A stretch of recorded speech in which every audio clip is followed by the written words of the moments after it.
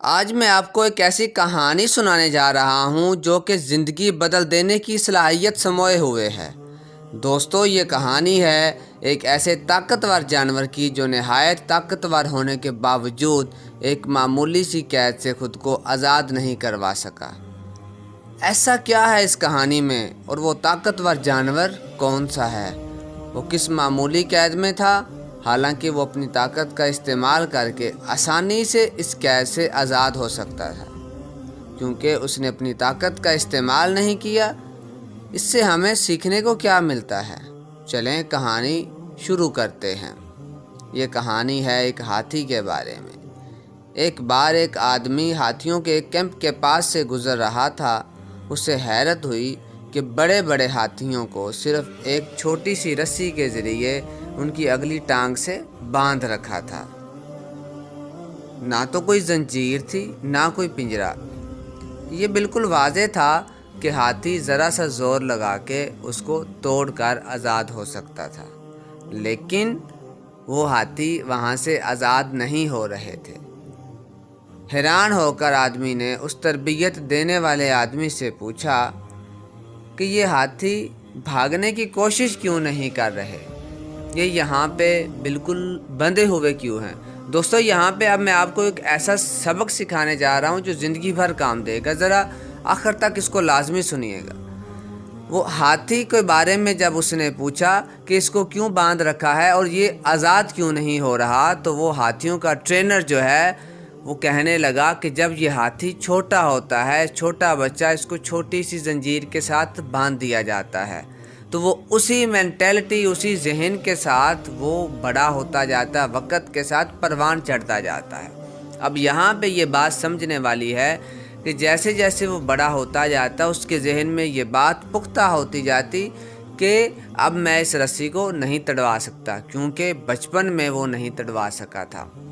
اسی طرح سے ہماری زندگیوں کے اندر جس طرح سے ہم نے اپنی زندگی میں جو ڈر پال رکھے ہیں، جو پریشانیاں، جو تکالیف اور جس قسم کے خوف، اور ہماری زندگی کے بچپن میں جو انفیریارٹی کمپلیکسز تھے جو ہم نے پال رکھے تھے، وہ بچپن میں اسی طرح سے ہمیں ڈراتے نظر آتے ہیں۔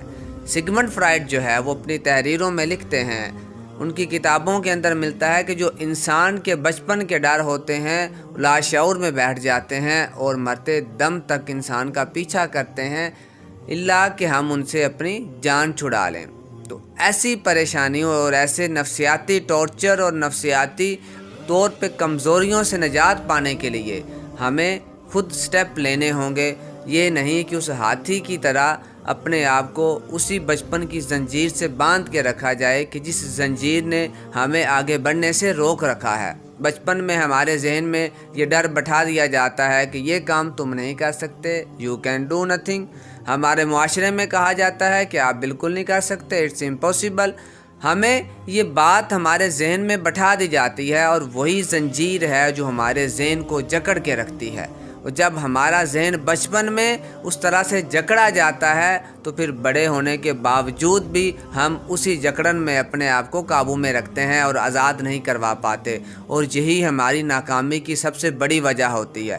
اگر ہم چاہتے ہیں کہ اپنی زندگی میں کچھ بھی ایکسٹرا آرڈنری کریں، جس طرح سے پائلو کوئلو نے اپنی کتاب الکیمسٹ میں لکھا، if you want to do something extraordinary all the universe conspires you to achieve it۔ جب آپ کچھ اضافی کرنے کی کوشش میں لگ جاتے ہیں تو پوری کائنات جو ہے اس تگ و دو میں ہوتی ہے کہ آپ کو جوڑ دے اور اس کام کو مکمل کرنے میں آپ کی مدد کرے۔ اس لیے ہمیں چاہیے کہ وہ زنجیریں، جو پابندیاں ہیں ہماری، جنہوں نے سوچوں پہ پابندیاں لگا رکھی ہیں اور بچپن کے تحفظات اور بچپن کے جو ڈر ہیں ان سے اپنے آپ کو چھڑانا ہوگا۔ وہ زنجیریں نفسیاتی طور پہ توڑنا ہوگی۔ اللہ نے ہر انسان کے اندر بہت سی صلاحیتیں رکھی ہیں اور بہترین سانچے میں پیدا کیا ہے، اور اسی طرح سے جب ہم ایک ایک کر کے اپنی زنجیروں کو توڑنا شروع کر دیں گے، اپنے ذہن کو آزاد کرنا شروع کر دیں گے، اپنے مائنڈ کو ہم یہ چیز ڈالیں گے اس کے اپنے مائنڈ کے اندر کہ ہم کر سکتے ہیں، اور ایک ایک کر کے وہ اندھیرے کی پرتیں ہمارے ذہن سے اترتی چلی جائیں گی، ہماری نگاہ روشن ہوتی جائے گی، اور ہم زندگی کے میدانوں میں کامیاب ہوتے چلے جائیں گے۔ میرے دوستو، اس نصیحت کو یاد رکھیں، اس پہ عمل کریں اور آگے پھیلائیں۔ اگر اس پہ آج عمل کرنا شروع کر دیا تو آنے والے چند سالوں کے بعد آپ دیکھیے گا کہ واضح فرق محسوس ہوگا کہ کس طرح سے آپ اپنی زندگی کی ٹرانسفارمیشن کی ہے اور ایک نئے اور انقلابی انسان کے طور پہ